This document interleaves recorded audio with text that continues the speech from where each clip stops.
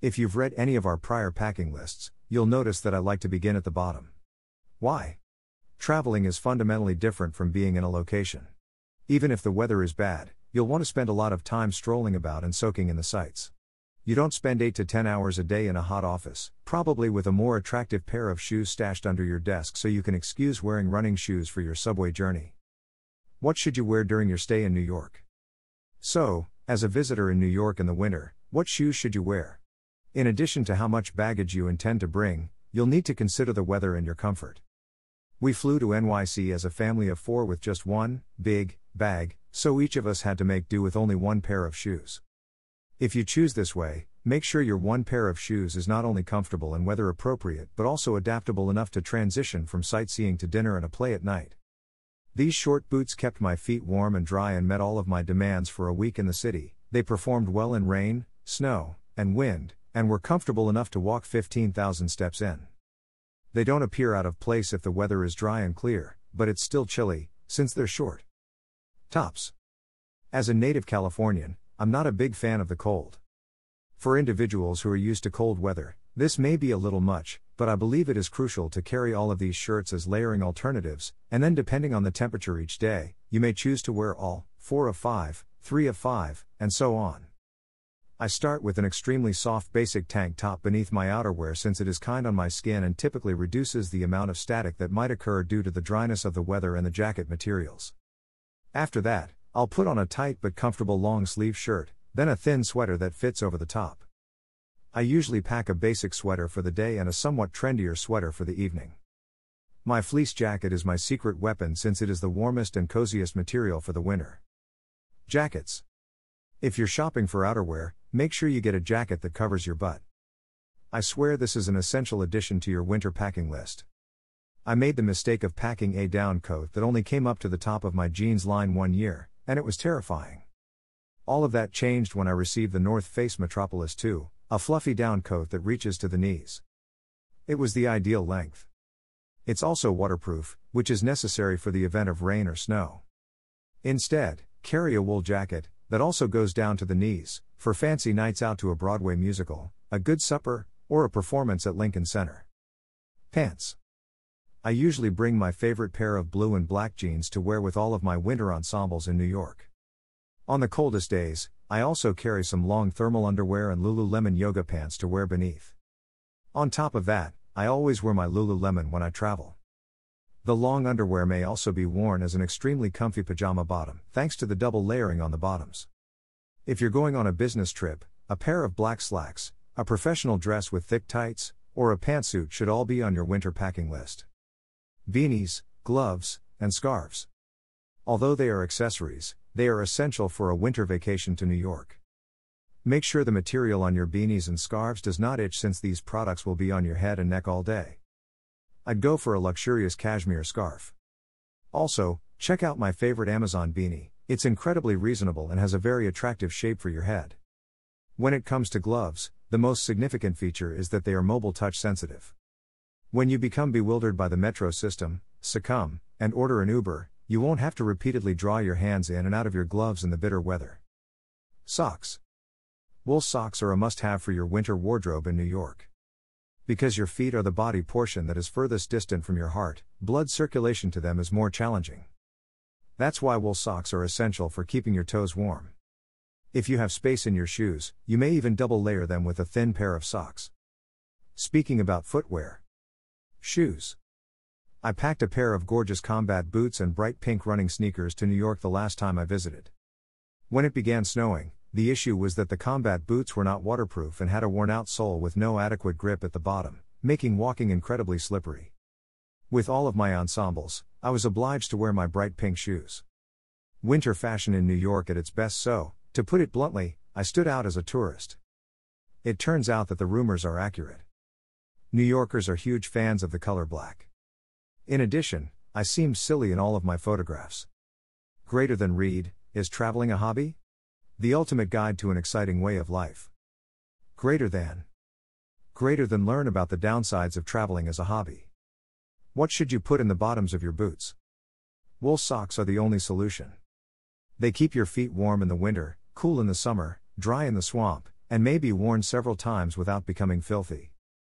REI's socks are just the right height and weight.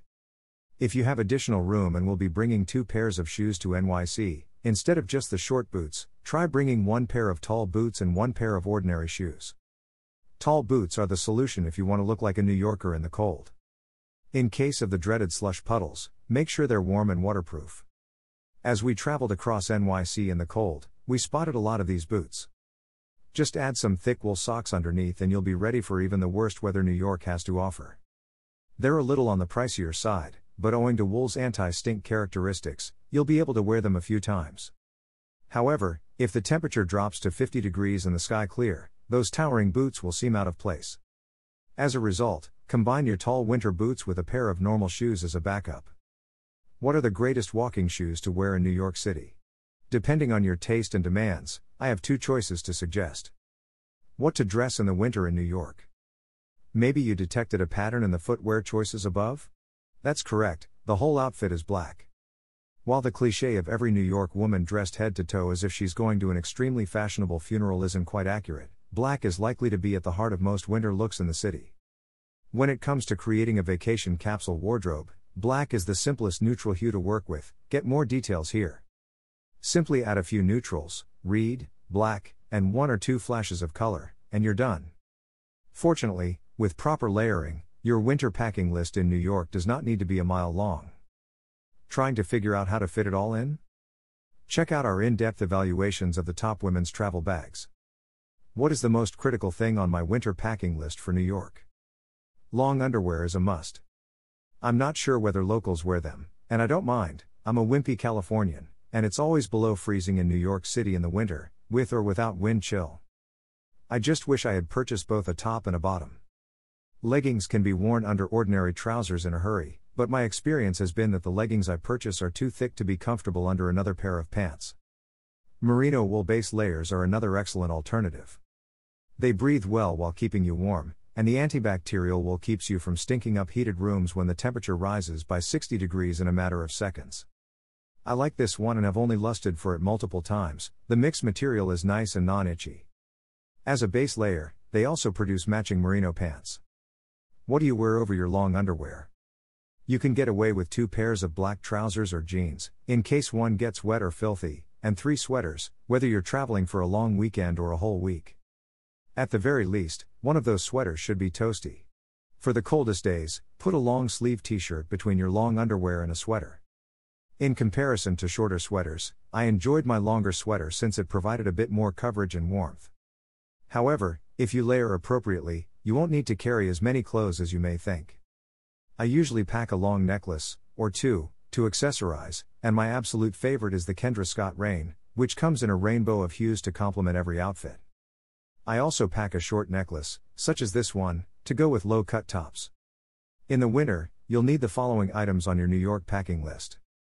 What else should you pack for winter in NYC except clothing? The name of the game is weatherproof.